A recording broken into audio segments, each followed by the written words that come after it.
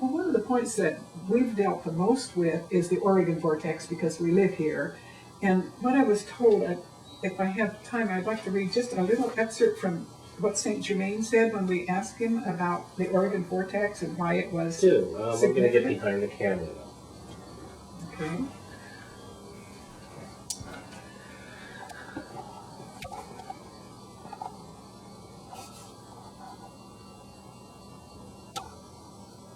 Okay, go ahead.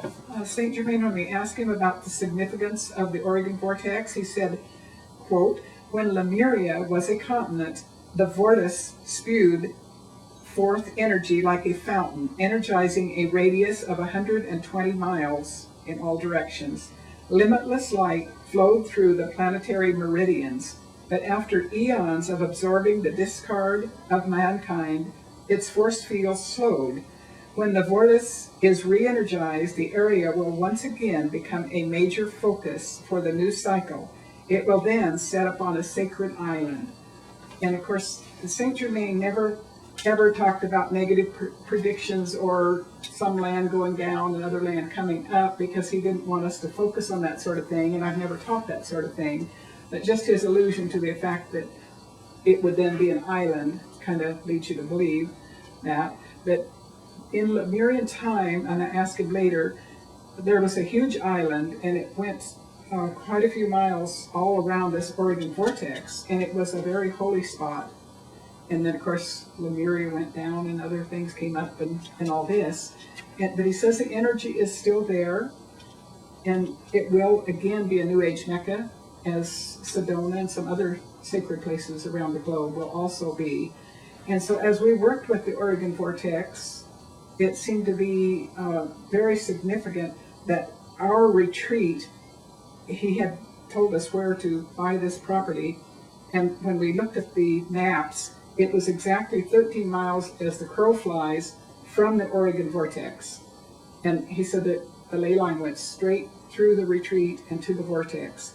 And then I was introduced to another spiritual leader whose name was Eludi Francesca.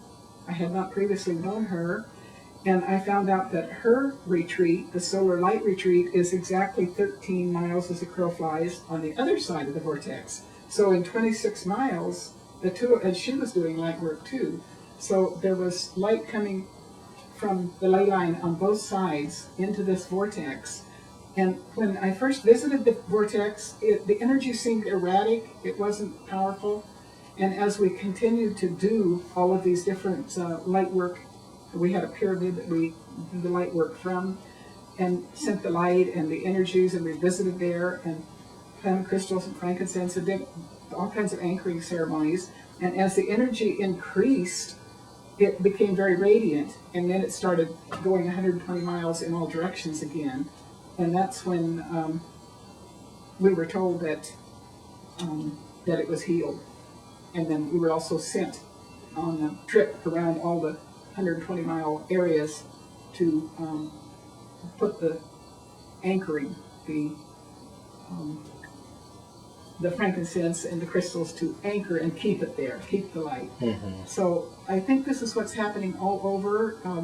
The Grand Teton certainly isn't the only configuration of light. There's many all over the planet, and people are doing similar things in other areas.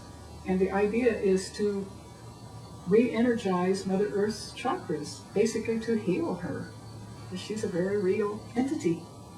Mm-hmm. Beautiful. Thank you.